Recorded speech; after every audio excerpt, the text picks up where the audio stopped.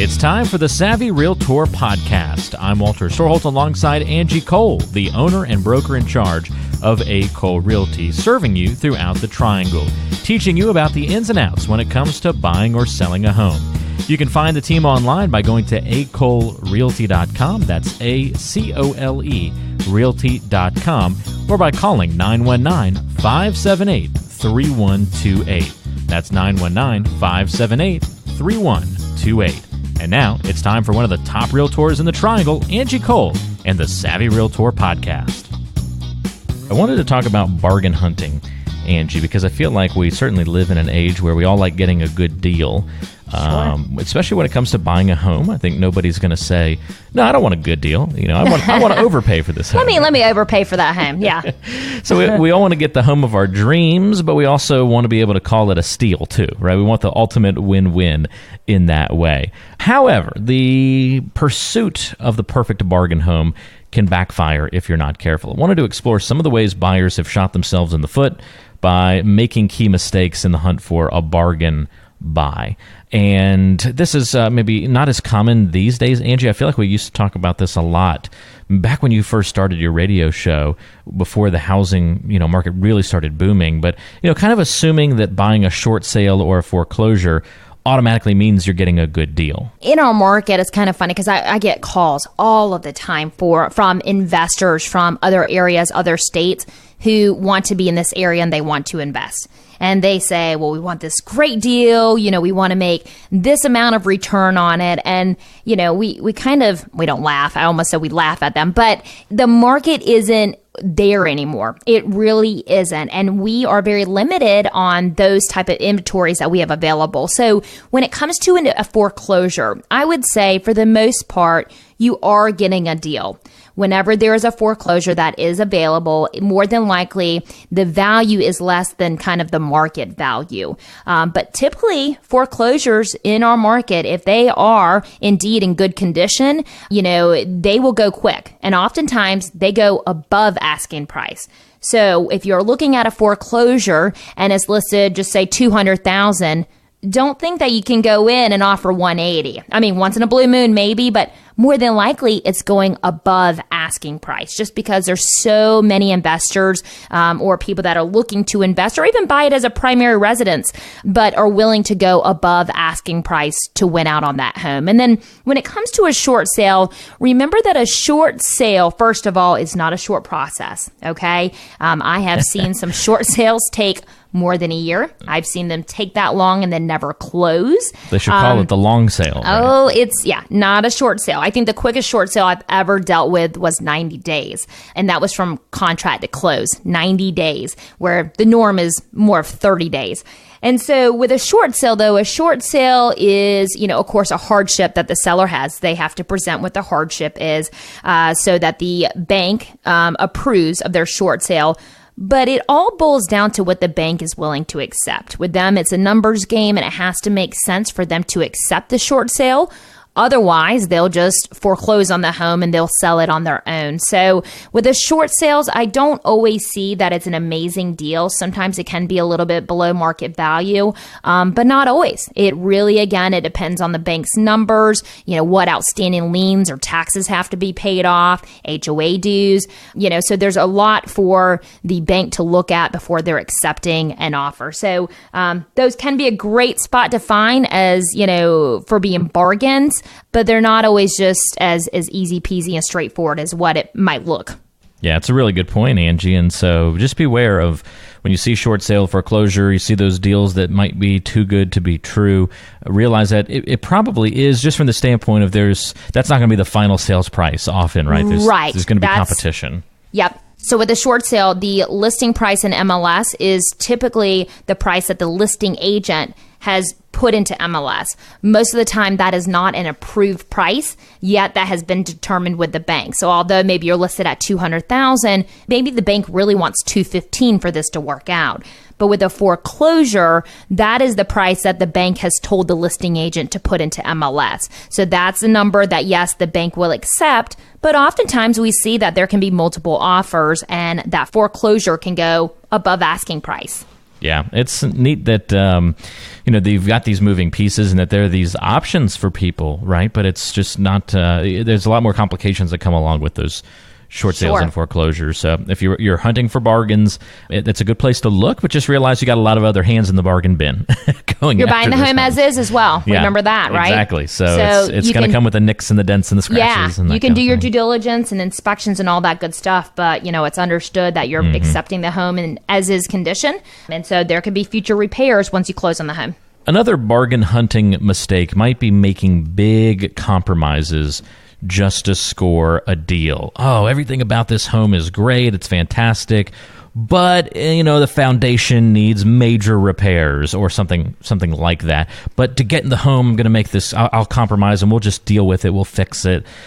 Fill in the blank of whatever the problem or issue could be. Where have you seen people make big compromises just trying to score that good deal that you've maybe had to kind of warn them against? Yeah, I've seen it more of, maybe they have their 5 must-haves, and they are quick to maybe just kind of push one of those must-haves to the side because, wow, this is a great deal.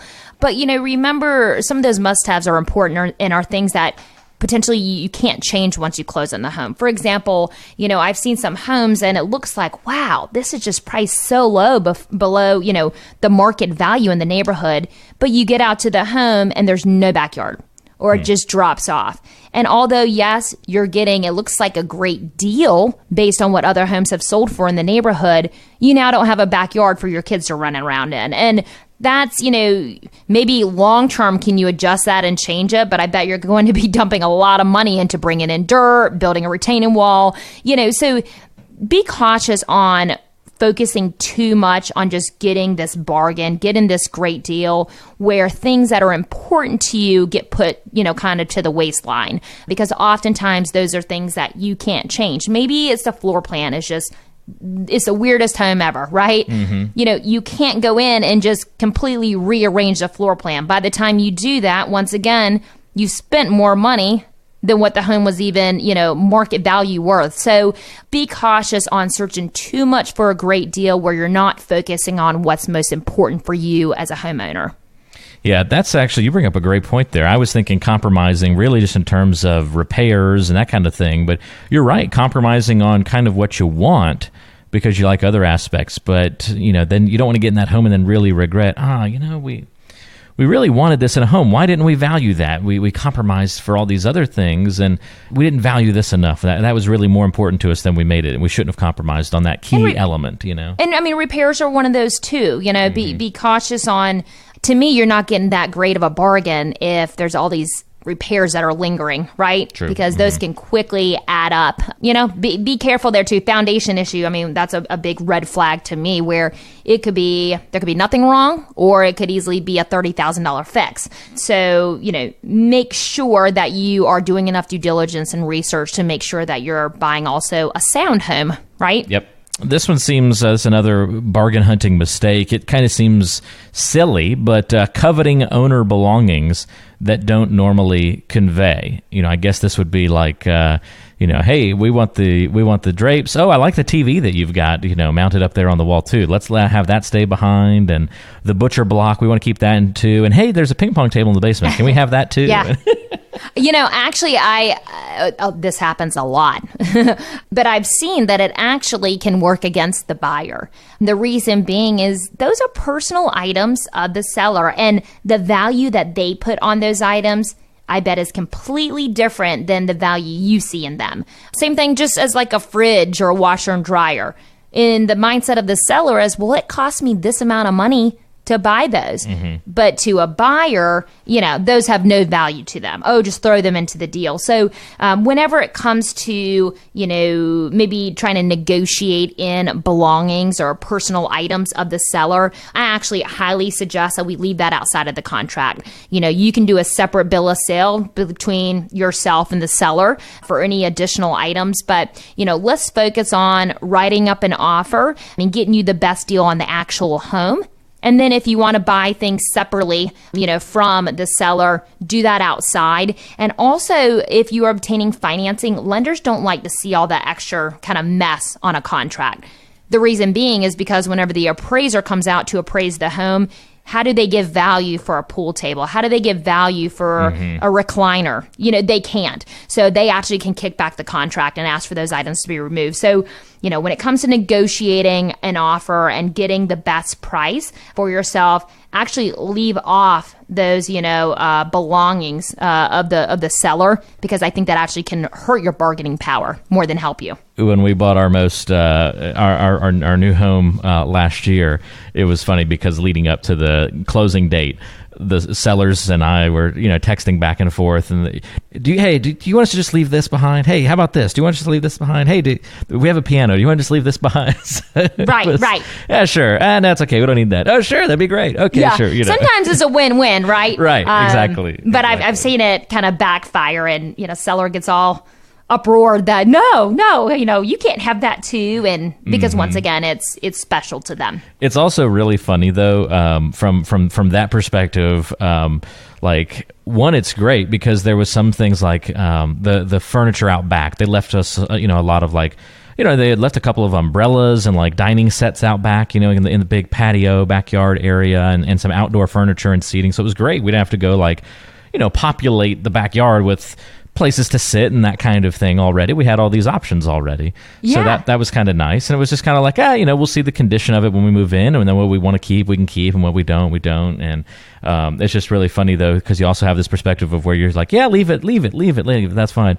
Now we're totally regretting that we have the piano up here, and we're we should probably get rid of the piano, and the thing's 1,000 pounds. It's it's a hassle to get rid of now. Yeah. So. Well, I mean, funny. Yeah, it depends on the buyer and the seller as far as, Right. Do we want to leave these things behind? Do we, not? I've seen, on the flip side, I've seen some sellers who, this happened to us, unfortunately, recently, where a seller left behind items and buyer goes in to move into the home, and they are livid because it wasn't things that they wanted to be then that becomes a then little different. Then it's just a mess. Right? Mm-hmm. Yeah, exactly. They the seller ran out of time to move the rest of the stuff out, so they were just we're just going to leave it. Right, exactly. Yes. It happens. It does. So that's one other thing there. Certainly the coveting of owner belongings that don't normally convey. Just be careful getting too picky on all that stuff.